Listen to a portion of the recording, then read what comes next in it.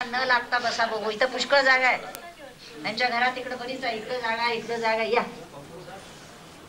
ये पिल्लू, तुम्ही इथे या. अशा इथं माझ्या इकडे आहे, म्हणजे त्यांना पुढे सरकू द्या. ये माझ्या इथं ये तू बाळू. हा, आणि तुम्ही जरा पुढे पुढे सरकून बसा. एक 10 मिनिटं आपण शांतपणे ध्यानाला बसणार आहोत. तर लक्षात असं ठेवायचं की आपण श्वासावर लक्ष ठेवून, इथं कपाळावर लक्ष ठेवून बसायचं. काही मनात विचार आणायचं नाही. आणि काही विचार येतो असं वाटलं तर काही बोलायचं नाही तोंडाने, नुसतं मनातल्या मनात श्रीराम म्हणावं आणि इथं लक्ष ठेवावं. काही बोलायचं नाही. समजा लांब लांब चल अजून पुढे. एकमेकाला शक्यतो लागू नका. इथे या. नाही बघ तिथे जागा इथे. ए बाळानो, तुम्ही इकडे या बघू सगळे. या हे बघ बाळे, इकडे तिकडे खूप जागा आहे. म्हणजे तुम्ही जरा लांब लांब बसताय.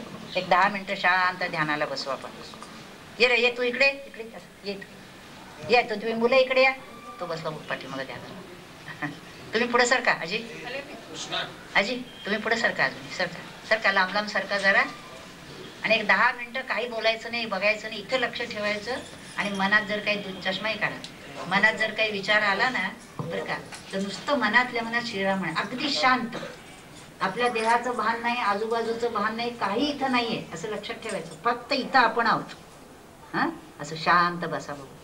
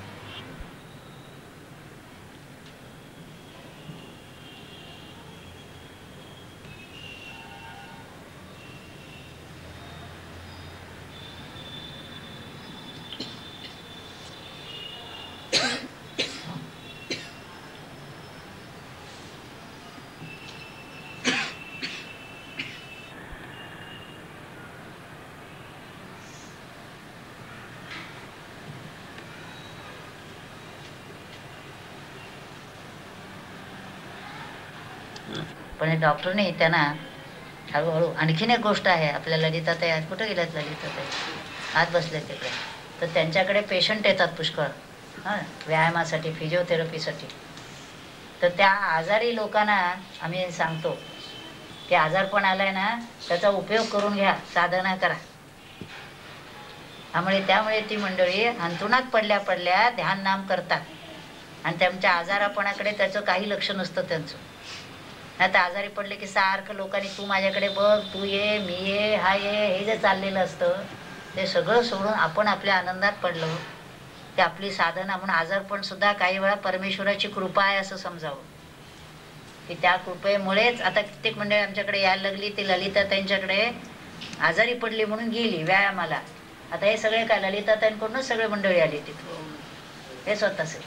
त्याचं कारण ते आजारपण जे आलेलं आहे ती परमेश्वराची कृपा समजावी. एरवी आपण तिकडे लक्ष दिलं नसतं. आता आपल्याला अंथरुणात बसायचं आहे ना, पडायचं आहे ना, शांतपणे ध्यान नामात राहावं, परमेश्वर चिंतनात. मग भाजी काय केली, तिकडं ते अमकं काय झालं, तमकं काय झालं, काही आपण बघू नये. आता आपण नाही असं समजावं आणि त्यांना म्हणायचं तुम्हाला काय करायचं ते करा. आपलं भाग्य आपल्याला 2 वेळा जेवण येत आहे, अंथरुण पडायला मिळत आहे, तेही हल्ली पुष्कळानं मिळत नाही. मुलं देखील सांगतात बाहेर वा, ते आपलं भाग्य आहे. तर आपण आपलं जे म्हातारपण आहे त्याच्यामध्ये इकडं तिकडं शेजारी पाजारी गप्पा मारायला न जाता आपण आणि परमेश्वर ते वाचावं, ते चिंतन करावं, आपल्या ठिकाणी बसावं. काय 2 गोष्टी आपल्याला घरात करता येतील ते काम करावं, मदत करावी. तर पुन्हा आपण आणि परमेश्वर अशा चिंतनात बसायला पाहिजे. बोला, काही प्रश्न असले तर विचारा.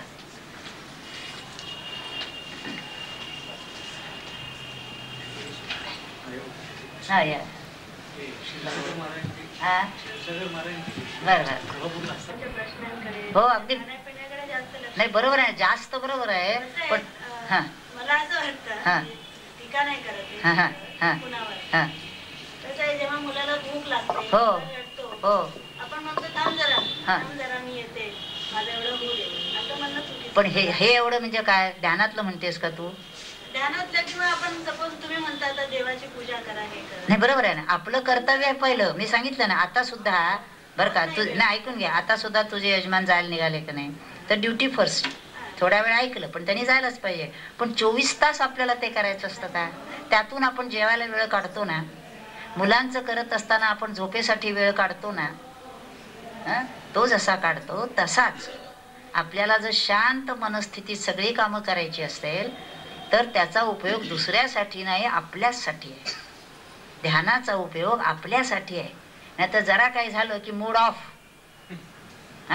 रागावल्या रुसल्या, हे असं रुसणं रागावणं सगळं कमी होतं. शांत चित्ताने आपण मुलांना हाताळू शकतो. किंबहुना मी तर गरोदर, माझ्याकडे येतात बायका तेव्हा त्यांना सांगते गरोदरपणीच तुम्ही ध्यानाला लागा. त्याचं कारण त्या मुलावर संस्कार तेव्हापासून येतात.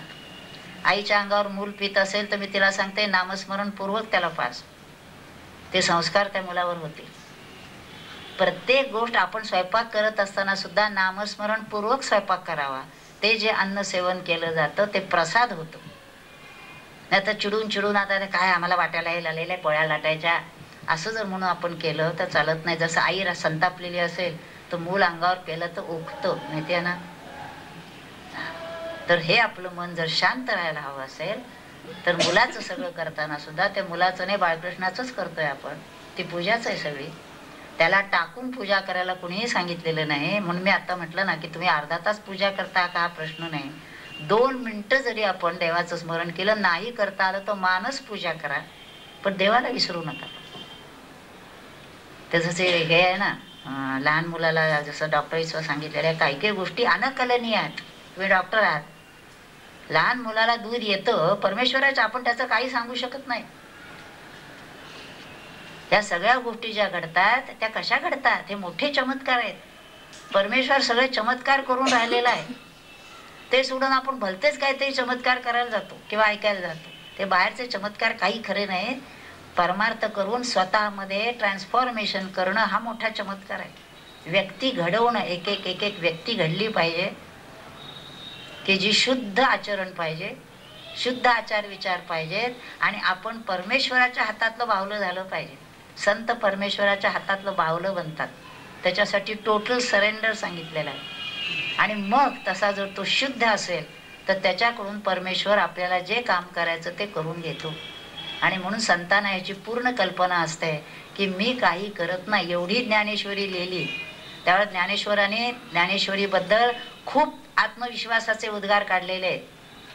शेवटच्या 8व्या अध्यायात जर बघितलं तर असे उद्गार त्यांनी काढलेले आहेत की तो विश्वामित्राने त्रिशंकू सृष्टी निर्माण केली, माझ्या या सृष्टी जी वाङ्मयीन सृष्टी निर्माण केली आहे त्याने अनेक जीव उद्धरून जातील आणि तसे जात आहेत.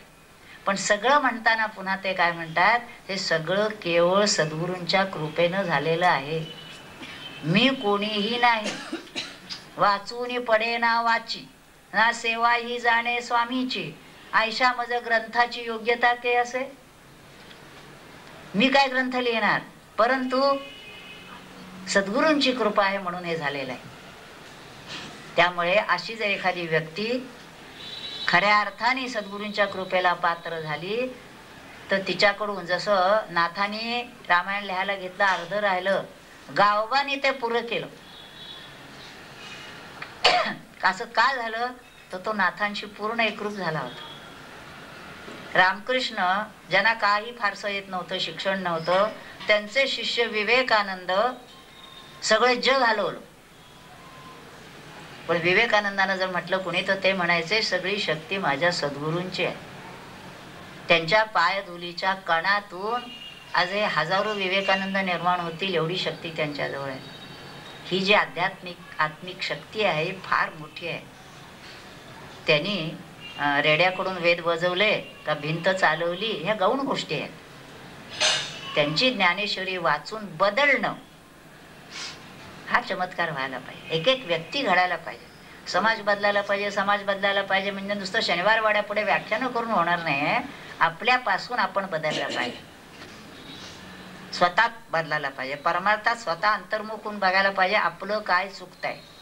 आपण प्रत्येक वेळा काही घडलं की दुसऱ्याचं चुकलंय आणि त्याच्या डोक्यावर मारतो, हे बघ तू असं केलंस म्हणून असं झालं. असं नाही, आपण आत बघा आपलं काय चुकलं. कुठंही काही घडलं की पहिलं आपण बघायचं आपलं काय चुकलंय आणि स्वतःला सुधारायला लागायचं.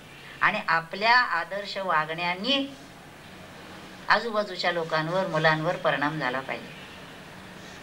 नाहीतर आपण एक बोलायचं, बोलणे एक, करणे एक, त्याला हीन विवेक म्हटलेला आहे. पण बोलण्यासारखे चालणे, स्वये करूनी बोलणे, तयांची वचने प्रमाणे मानती जनी. त्या ज्ञानेश्वरांनी काय म्हटलंय, तयांचे विसाट शब्द सुखे म्हणो येती वेद. अशा संत पुरुषांच्या तोंडातून जे शब्द बाहेर पडतात ते वेदच असतात. त्याचं कारण त्यांनी अनुभूतीतून आलेले असतात, अनुभवातून ते सांगत असतात आणि त्याच्या पाठीमागं प्रबोध शक्ती असते. त्यांच्या शब्दांचा परिणाम होत असतो. पण काहीच न करता लोक हो तुम्ही असं करा हे काहीच करत नाहीत. असं असेल तर त्याचा उपयोग होत नाही. त्यामुळे परमार्थामध्ये प्रत्येकाने आपल्यापासून सुरुवात करायची, कुठल्याही वयात असो. आता वय झालं, उशीर झाला तरी हरकत नाही. जेवढं करता येईल तेवढं करा, ते सगळं पुढच्या जन्माला आपल्या उपयोगी पडेल. आणि लहान वयामध्ये आपण पुन्हा करायला लागू. सगळे संत लहान वयात घराबाहेर पडले, 10 वयात 12व्या वर्षी. त्याचं कारण जन्म करत आले होते आणि ह्या जन्मात उरलेली साधना करून ते पूर्ण झाले आणि हजारो लाखो लोकांना मार्गदर्शन करायला तयार झाले. आपल्याला काय माहिती आपला कुठला जन्म आहे, आपण करायला तर पाहिजे. म्हणजे या लहान वयापासून सुरुवात केली पाहिजे. त्यांना संस्कृत कळायला नको, ज्ञानेश्वरी कळायला नको. सोप्या शब्दामध्ये काय करावं काय नाही हे आपण सांगत गेलो तर त्यांच्यावर परिणाम होत जातो. सांगत जातो म्हणजे आपणच तसं करायला पाहिजे, आपल्यापासून सुरुवात केली पाहिजे. जेवत असताना शांतपणे सांगायला पाहिजे प्रत्येक घास जो आपण देतो आहे तो त्या वैश्वानराला आहुती घालतो आहोत.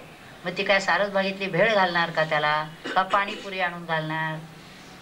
ते सात्विकच आहार पाहिजे ना, का कोणाच्या तरी हातचा कुणीतरी बनवलेला आरोग्याच्या दृष्टीने चांगला नाही.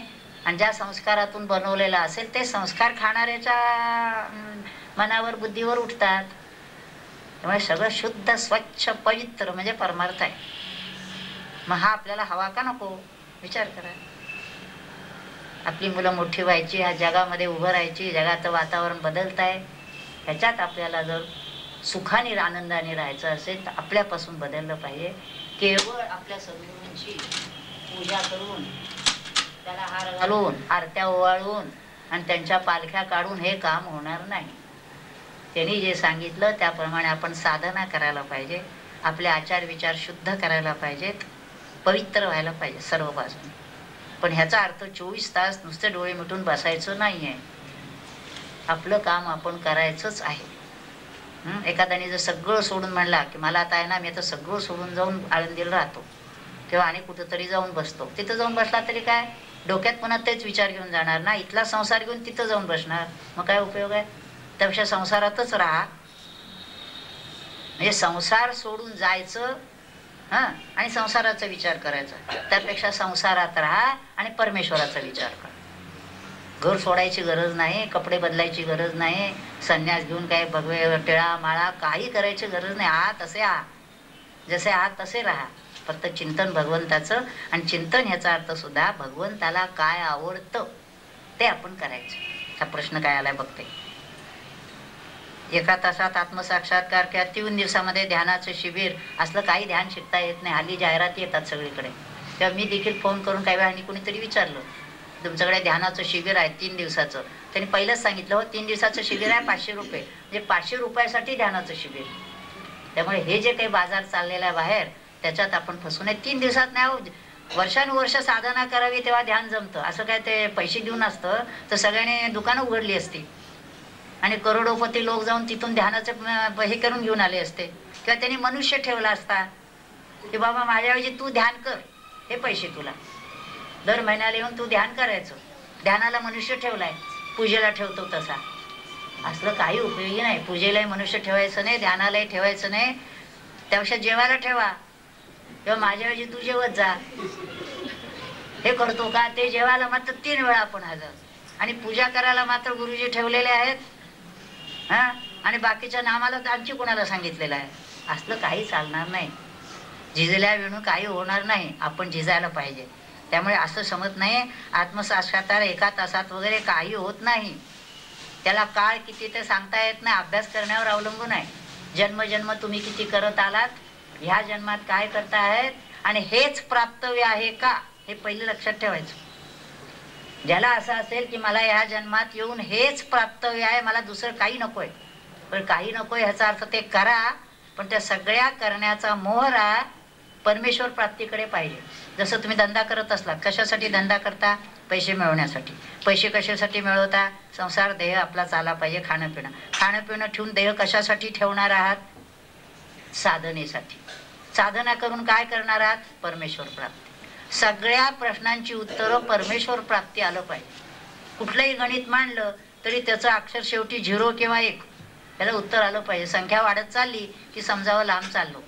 तसं संसारातल्या आपल्या अपेक्षा वाढत चालल्या की समजावं परमेश्वरापासून आपण लांब लांब लांब चाललोय. मनात जितकी व्यग्रता तितके परमेश्वरापासून लांब. दुसऱ्याबद्दल वाईट इच्छा परमेश्वरापासून लांब. मला हे पाहिजे, मला ते पाहिजे. अरे बाबा, भगवंत पाहिजे म्हण. तुझ्या शरीरापुरती जे काय आवश्यकता आहे ना, ते सगळं परमेश्वर बघतो. तू त्याची साधना कर, पण त्याचा अर्थ तू रिकाम बस नव्हे. साधक हा स्वावलंबीच पाहिजे. आपली पोळी आपणच मिळवली पाहिजे, भाकरी. आता मी साधना करतो, तुम्ही मला फुकट जेवायला घाला, नाही चालायचं. तुझ्या कष्टाने तू मिळवायला पाहिजेस. हे सगळ्या गोष्टी लक्षात घेतल्या पाहिजे. साधना याचा अर्थ नुसतं डोळे मिटून बसणं नव्हे, नुसतं ध्यान करणं नव्हे. त्या ध्यानाचा परिणाम आचरणात दिसला पाहिजे. सगळ्यांच्यावर प्रेम बसलं पाहिजे. आता मलाही 2 मुलं आहेत, पण मी असं मी माझी मुलं, ती मुलं लांबच आहेत माझ्यापासून, पण प्रेमाने आहेत. मला माहिती आहे लागला फोन तर येतील, पण सारखं कवटाळून घेऊन बसून काय करू? तू मोठी आहेत, आपापले संसार करा, मला माझं काम करू द्या. आणि सगळी माझ्याकडे येतात, ती सगळी माझी मुलंच आहेत, माझी आहेत सगळी. त्यामुळे कुणाचंही काही असलं तरी मला त्याची काळजी असते की बाबा कुठे गेला, हा जातो कुठं तरी बेंगलोरला लांब, तो परत ये, पण मी विचारत असते आला का नाही अजूनही परत. सगळ्यांचं माझं ते एवढ्यासाठी लक्ष असतं की कुठं जात आहेत, काय करतायत, थांबून जातात. मग काही मंडळी न सांगता निघून जातात.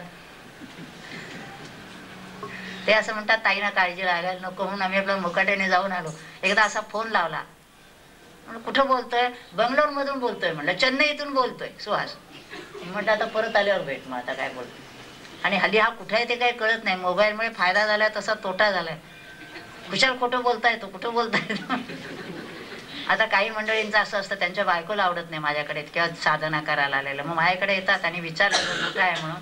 वाटेत आहे, येतोच आहे घरी म्हणतात. म्हटलं खोटं बोलतोय. पण परमेश्वर प्राप्तीसाठी खोटं बोलायला हरकत नसतं, बरं का. ते मी म्हणते ठीक आहे, तिला उगीच नाराज करू नकोस.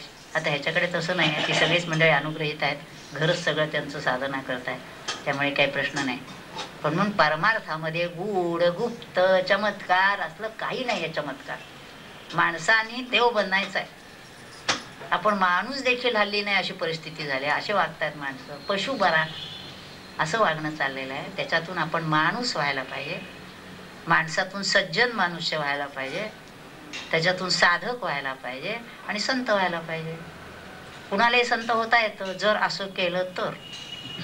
संत म्हणजे काय असं अगदी जन्माला येताना असं घेऊन आले असं नाही, ते करत आलेले असतात. थोडंफार काही राहिलेलं असतं. संतही माझी रूपडी असं ज्ञानेश्वर महाराजांनी म्हटलंय. प्रत्यक्ष त्यांना येता येत नाही भगवंताला, म्हणून ते संतांना पाठवतात. त्यांच्याकडून मार्गदर्शन करून घ्या. कुणाला होता येईल, का नाही होता येणार. पण बाहेरच्या लौकिक गोष्टी ज्या आहेत त्याच्या मोठेपणा इथं काही उपयोगी नाही. किंबहुना तो मोठेपणा आड येतो परमार्थाच्या. म्हणून सद्गुरूंच्याकडे संतांकडे जाताना सुद्धा सगळं बाहेर ठेवून यायचं. मोठेपणा, आपला मान, लौकिक सगळं लांब. आपण मोकळं भांडं घेऊन त्यांच्या पुढे गेलो पाहिजे. मग ते सांगतात. तसं मला माझ्या भाग्याने स्वरूपानंद भेटले. त्याच्या आधी माऊलीची कृपा आहे, समर्थांची कृपा आहे, माधवनाथ भेटले आणि त्यांनी मला ही आज्ञा केली की हे काम करायचं आहे. जोपर्यंत देह चाललेला आहे, बोलतोय तो करतोय, लिहिणं चाललंय तो लिहितोय. ग्रंथ आपल्याला माहिती आहे त्यात काय काय. आता पुन्हा निघाले दासबोध नित्यपाठ. बरं बोला, आणखी काय प्रश्न आहे कुणाचा. युक्त आहार विहार म्हणजे सांगितलं, सात्विक आहार विहार करणं. घरचा आहार विहार पाहिजे, घरचा आहार पाहिजे. आणि विहार म्हणजे व्यायाम. मी सांगितलं तसं व्यायामासाठी काय अगदी तिथं पैसे देऊन ह्याच्यातच जायला पाहिजे असं काही नाही आहे. झालं आता आई त्यांनी जावं, नाही झालं तर मी तर म्हणते आपल्या घरची सगळी कामं करावी. एक 8 दिवस नोकर काढून टाकावा, त्याला सुट्टी द्यावी आणि फरशी पुसण्यापासून झाडण्यापासून आपण काम करावं. हा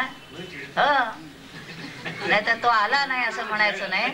उलट असं म्हणायचं की झालं नाही त्यामुळे मंदिर आहे नाही, मग मंदिर पुसतोय, मंदिर झाडतोय, मंदिर स्वच्छता ठेवतोय. भांडी धुणं काय जाणे. एकदा तो 8 दिवसांनी आला म्हणजे आपल्याला त्याची किंमत कळते. आणि त्याला नोकर म्हणू नये आपण. परमेश्वर त्याच्या रूपाने आपल्या मदतीला आलेला आहे. श्रीखंड्या होता ना, सांगता येत नाही कोण कसं आहे. आपल्याकडे एक बाई आहे माहिती आहे आपलं, नेहमी सांगते आपल्याकडे भांडीवाली बाई आहे, अनुग्रहाला आली आणि ध्यानात इतकी छान आहे. आणि आता तिचं येते तेव्हा 10-12 ठिकाणची कामं करते. पण ती म्हणते मी काम करतच नाही, परमेश्वरच सगळं करतो. मी म्हणले मी दमत नाही, थकत नाही, काही करत नाही, बसली की ध्यानातच. ती काही शिकलेली नाही, ह्या वाचायला देखील येत नाही. पण तू कुठंतरी जन्मजन्म, मी तिला जनाबाईच म्हणते, जन्मजन्म करत आलेली आहे, सगळी कामं करते, पण परमेश्वराचं काम करते म्हणून म्हणते तू करून घेतोय. त्यामुळे परमार्थाला किती शिक्षण आहे, किती वय आहे, पैसा किती आहे, प्रकृती किती आहे, काही संबंध नाही. कोणतीही स्थिती असो, परमेश्वर आपल्या जवळ आहे, आपल्याला त्याला मिळवायचं बस. सोपं आहे का नाही. मग सोपं असून आपण करत नाही आणि अवघड गोष्टी करायला जातोय.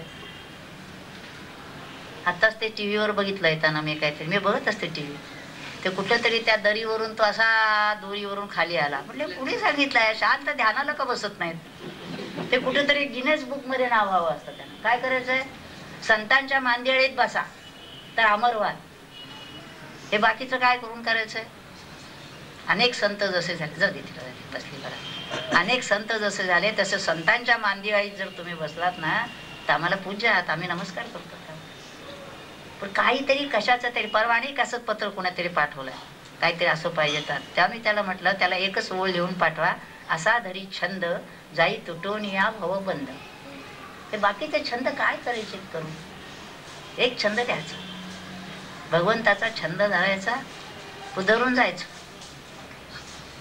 पण सोपी गोष्ट आपल्याला अवघड झालेली आहे. त्याचं कारण आपण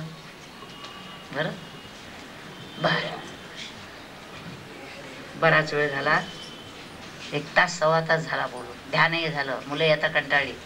कंटाळले ना, कंटाळा आला ना, बघा भूक लागली. तेव्हा आता प्रश्न नाहीत ना कुणाचे. आता बहुतेक सगळा विचार मी मोकळा केलेला आहे. तुम्ही आता उशीर आला, काही इलाज नाही. आम्ही वेळेला म्हणजे बरोबर त्या निमित्ताला मंगल मला जरा मंगल कुठे गेली, जरा पाणी दिलंस तर माझे. मला एकच देव आहे, देव एकच आहे बर का. ज्याला जो आवडेल तो,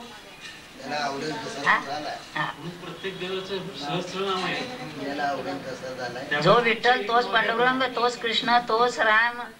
कारण मुळात परमात्मा निर्गुण निराकार आहे. देवा नाही नाम, देवा नाही रूप. तो आपल्यासाठी अवतार घेऊन आलेला आहे, रामाचा, कृष्णाचा, कृष्ण म्हणजेच विठ्ठल, पांडुरंग सगळे जे आहेत ना ते त्याचेच असे आहे. शिव आहे, दत्त आहे, हे देवाचे अवतार जे आहेत ते आपल्यासाठी आकार घेऊन आलेले आहेत आपल्याशी संवाद साधायला. तसे ज्ञानेश्वरादी संत जे आहेत ते देखील मूळ भगवंतच. तोच आपल्यासाठी पुन्हा संस्कृत कळलं नाही, मराठी सांगायला आले. असे सगळे संत आलेले आहेत. तेव्हा अमुक एक देव असं नाही. पण सामान्यतः नाम जर घ्यायचं झालं तर जे सिद्ध नाम आहे, म्हणजे उदाहरणार्थ ओम राम कृष्ण हरी किंवा श्रीराम जय राम जय जय राम किंवा ओम नमः शिवाय किंवा दत्ताची उपासना आपली असेल तर दिगंबरा दिगंबरा श्रीपादवल्लभ दिगंबरा किंवा अशा तऱ्हेचं म्हणजे जे कुठलं आपलं उपास असेल ते धरावं. त्याचं कारण तुमचं समजा जे नाव आहे त्या नावाने हात मारलं तर तुम्ही ओ देणार ना. मग झोपेत असलात तरी ओ देता, हो की नाही. मग जे मंत्र सिद्ध झालेले आहेत आत्तापर्यंत संतांनी केलेले आहेत त्यातलं कुठलं नाम आपण घेतलं तर झालं. आणि नाम घेणं ह्याचा अर्थ तरी काय, त्याचं स्मरण करणं. आता नामाचा जल्लोष करतात आणि आज डोक्यात दुसरेच विचार चालू आहे, काय उपयोग आहे. नाही तर ज्ञानदेव तुकाराम, पण आजपर्यंत लक्ष आहे की समोर काय मिळत आहे.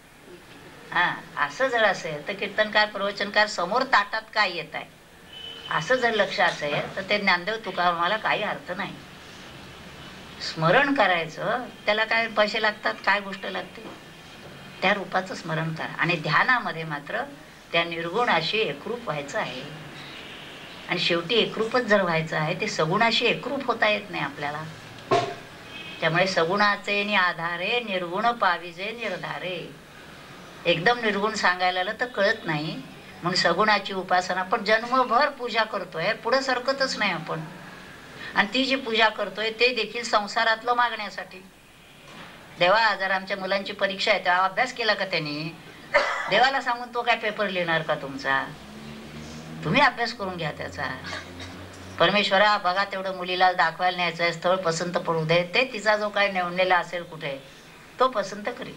तुम्ही तुमचं काम करा. परमेश्वराजवळ संसारातलं काही मागू नये. खरं म्हणजे काही पडता जड भारी दासी आठवावा हरी. फारच मोठं संकट काही आलं असेल तर परमेश्वराला हाका मारावी. सारखंच हाका मारायला तर तो कंटाळा येतो. तुम्ही नमस्कार केला की त्याला आता कापरं भरतं की हा काय मागतोय पण असतो. लांबच्या लांब लिस्ट, हे बघा ते बघा ते बघा. हा पण फार संकट आणि तोपर्यंत आपण त्याच्याशी नातं जोडलेलं नाही तर तो कशाला येईल तुमच्याकडे. शेजारी आपण जर संबंध चांगले ठेवले असतील तर ते तुमची चौकशी करतील. पण जर आपण संबंधच ठेवला नाही त्यांच्याशी तर ते म्हणतील चढू दे काय का होईना तुमचं तिकडे. तसं परमेश्वराला जोडून ठेवला पाहिजे. पण नेहमी जे त्याला हात जोडले की मागायचं मला तू पाहिजेस. बाकीचे जे आहे संसार हा प्रारब्धाच्या गोष्टी आहेत, आपण प्रयत्न करायचा. पण परमार्थाच्या बाबतीत मात्र प्रयत्नाने परमेश्वर मिळवायचा. बरोबर आहे का. लक्षात आलं का तुमच्या प्रश्न. हा त्या देव तुम्ही किती ठेवायचं तरी ठेवा, पण लक्षात ठेवा की देव एकच आहे. आपण अनेक कपडे कपाटात ठेवलेले आहेत, ते जसे रोज एक एक घालतो तसे प्रत्येक देव वेगळ्या वेगळ्या आकाराचे वेगळ्या वेगळ्या नामाचे आहेत. पण ज्ञानेश्वर महाराजांनी किंवा भगवद्गीतेने स्पष्ट म्हटलेलं आहे की ज्या सगळ्या देवतांची पूजा करतात आणि त्यांना जे प्राप्त फळ होतं ते मीच त्यांना देतो, पण त्यांना कळत नाही. आमचं हे कुलदैवत आहे, त्यांचं कुलदैवत आहे, जा तुम्ही कुलदैवताला. पण कुलदैवताला नमस्कार करून जे मिळतं ते त्यांनीच दिलेलं असतं. हा देणारा एकच आहे तो. आणि मग नाही तर आपण सोमवार केला, मंगळवार केला, बुधवार केला आणि त्या उपासाचा त्रास इतर आणा का. आता आज बाईना उपास झालेला आहे त्यामुळे त्यांचं डोकं चढलेलं आहे, पित्त वाढलंय. कुणी सांगितलं. 2 घास खा आणि नाम घ्या. उपास वगैरे काही नको. उपवास परमेश्वराच्या जवळ राहणं. आज उपास सोमवार आहे ना, आज जास्त ध्यान करायचं, आज जास्त नाम घ्यायचं. बस हे बाकीच्या गोष्टी आपल्या रूढीमुळे आलेल्या आहेत. परमेश्वर हे काही मागत नाही, तो फक्त मागतो तुमचा भाव, भक्ती. देव भावाचा भुकेला, भावार्थ देखून भुलला. अर्जुनाला भुलला होता तो, म्हणून एवढी गीता सांगितली. ती आपल्याला ज्ञानेश्वरी म्हणून हातात आली. नसती सांगितली तर आपल्याला काय मिळालं असतं. त्यामुळे परमेश्वराने निरनिराळ्या ग्रंथांच्या रूपाने संतांनी सगळं आपल्याकडे ठेवलेलं आहे. आपण ते वाचत नाही किंवा ते नुसती पुस्तकं देवात ठेवतो, त्याला नमस्कार, त्याच्यावर हळद कुंकू. तुमचं तुमच्याजवळच असू दे, आम्हाला नको काही. असं होत आहे. असं नाही. उघडलं पाहिजे, वाचलं पाहिजे, समजून घेतलं पाहिजे, आपल्या जीवनात उतरवलं पाहिजे. बरं, काय प्रश्न तुमचा? विचारा एखादा. आपला उशीर आलेला पण विचारा.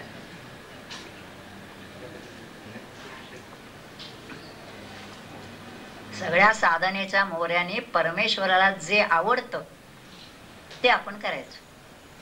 परमेश्वराला आवडतं दया, करुणा, परोपकार, ईश्वरनिष्ठा, गुरुनिष्ठा, ममत्व रहित. मी आणि माझं म्हणायचं नाही काय.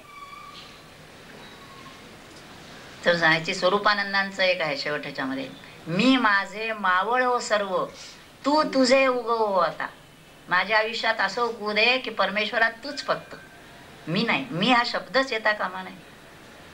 आणि आपला तर सकाळी उठल्यापासून मी शिवाय बोलणं होत नाही. माझं म्हणणं असं, मला असं वाटतं, मी हे केलं. तू कोण बाबा? पुढच्या क्षणाचा भरोसा नाही तुझा. जी स्थिती आहे, कुठला मी मी मी करत असतोस? तू करशील काय? संकट आलं तरी लक्षात असं ठेवावं की आपण जर भगवंताचे भक्त असू तर ते संकट सुद्धा आपल्यावर कृपा करण्यासाठी आलेलं आहे, असा भाव पाहिजे. भगवंताला आपल्याला काहीतरी शिकवायचं आहे, आपली कसोटी बघतोय म्हणून तो आलेला आहे. तेव्हा त्याला म्हटलं पाहिजे, काय वाटेल ते तू कर, मी तुला सोडणार नाही. आता आपण म्हणतो काय करायचं देवाचं करून, आमच्यावर एवढं संकट आलं, आहे कुठे तुमचा देव? तुमचा. मग तुम्ही आपला त्याला केलाच नाहीये, मग तो कशाला तुमच्याकडे बघतोय? लहान मूल जसं असतं ना, आई धपाटे मारत असते पण तो आईला सोडत नाही. तसं आपलं पाहिजे. तू काय वाटेल ते आपत्ती आण, मी तुला सोडणार नाही, मी तुला घेऊनच जाणार. तू काय वाटेल ते कर माझ्याकडे, किती हाल कर माझे, काहीही कर, तुला सोडणार नाही. एवढी निष्ठा आहे का आपली? नसते. देव आपला कुठंतरी देवारात ठेवलेला असतो, आपण बाहेर हिंडत असतो. पण लक्षात ठेवा, देव बाहेर देवारात नाही, आपल्यात. कुठं बाहेर जाता तो तुमच्या बरोबर आहे, बघतोय तुम्हाला सारखं. तुम्ही काय करताय, काय विचार करताय, कुठं जाताय, काय खाताय, काय पिताय, आपली कामं करताय का नाही, का चुकवा चुकी करताय, काय बर. कायद्यातनं सुटाल एक वेळ, पण परमेश्वराच्या दरबारातून तुमची सुटका नाही. बघायला पाहिजे. कर्माचं फळ भोगल्याशिवाय सुटत नाही. त्यामुळे जे आता आपण भोगत असतो ते आपल्या पूर्वीच्या कर्माची फळ भोगत असतो. तेव्हा ह्याच्या पुढे तरी वेडी वाकडी कर्म होणार नाहीत, त्याच्याविषयी सावध पाहिजे. बस. आणि कर्मामध्ये दोष येतो थोडाफार, देह मन बुद्धीमध्ये दोष आहे, त्याप्रमाणे थोडाफार येतो. पण ते भगवद्गीतेत जसं म्हटलंय, सहजं कर्म कौंतेय सदोषमपि तत्यजेत. त्याच्यामध्ये दोष आला म्हणून कर्म टाकायचं नाही, नामस्मरणपूर्वक कर्म करायचं. प्रत्येक कर्म करताना भगवत स्मरणपूर्वक कर्म करायचं आणि त्याला सांगायचं की काय चुकत असेल मला तू सुधार. त्याने म्हटलंय ना, माझं बोलणं बरळ असलं तर तू सुधार. माझी ताकद नाही आहे, मी जीव आहे एवढासा आणि तुझं सामर्थ्य अपार आहे. तेव्हा तू माझ्यावर कृपा कर आणि मला घ्या. लहान मुलाला असेल आता जे 4 महिन्याचं, ते खाली असलं तर त्याला उचल, त्याला वर येत नाही बसता कडेवर. आईने उचलून त्याला घ्यायचंय. पण ते रडायला पाहिजे. ते रडायला लागलं की आई उचलते. तसं आपण रडलो का कधी भगवंतासाठी? आपण रडलो, आपला कोणीतरी अपमान केला, आपल्याला हवं ते दिलं नाही म्हणून रडलो आपण. पण भगवंत पाहिजे म्हणून कधी रडलो का? तसा जर आकांत केला तर भगवंत येतो, उचलल्याशिवाय राहत नाही. मांजरी असते ना, मांजरी आपलं पिल्लं असते ना, ते म्याव म्याव म्याव करत राहतं तिथे. ती मांजरी येते आणि ते पिल्लाला धरून घेऊन जाते.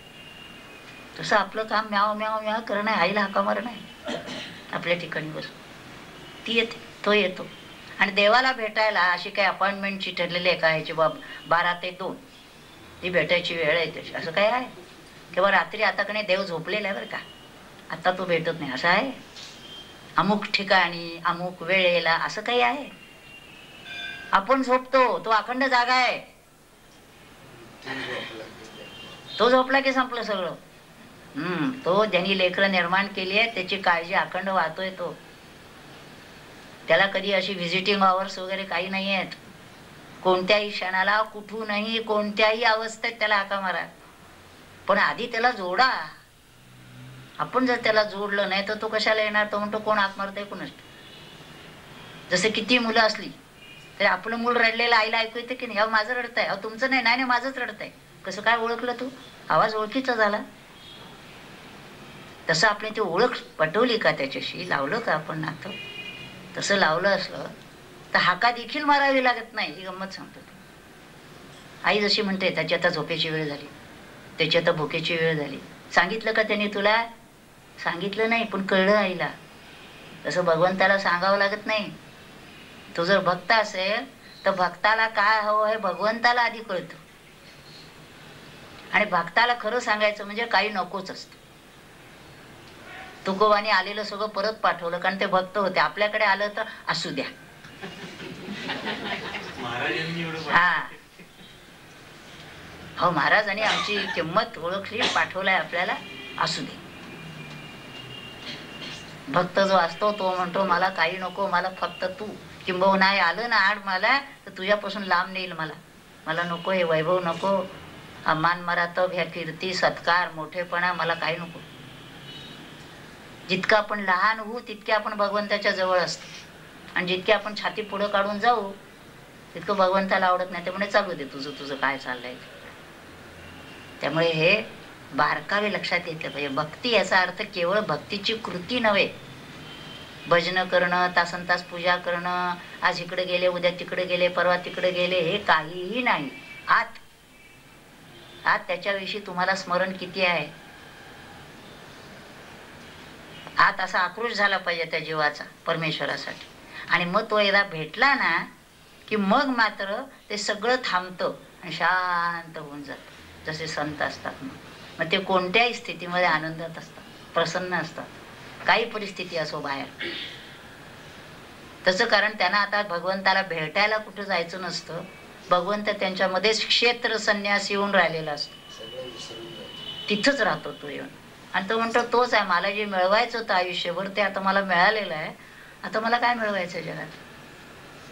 मग कुणी आलं सांगितलं तर बाबा हा मला आनंद झाला, तुम्हाला आनंद हवा तर घ्या, ह्या आनंदाचा मार्ग आहे. मला हवा असेल तर ह्या मार्गाने चला, तो भेटेल तुम्हाला. एवढंच काम राहत. हरी काय प्रश्न? काय कोणाचे काही प्रश्न नाहीत ना? तू हात वर केलास, काहीतरी प्रश्न विचारायचा का? नाही, मला वाटलं हात विचार करायला. तुला शाळेत बसलो असं वाटलं का?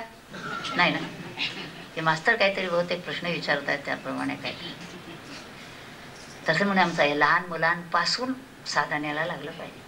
बरं, पण साधना म्हणजे 24 तास नाही, थोडा वेळ. बाकी त्याने आपला तुम्ही सांगा ना आता काहीतरी. बरा काय करतोय? म्हणतोयस काही? हा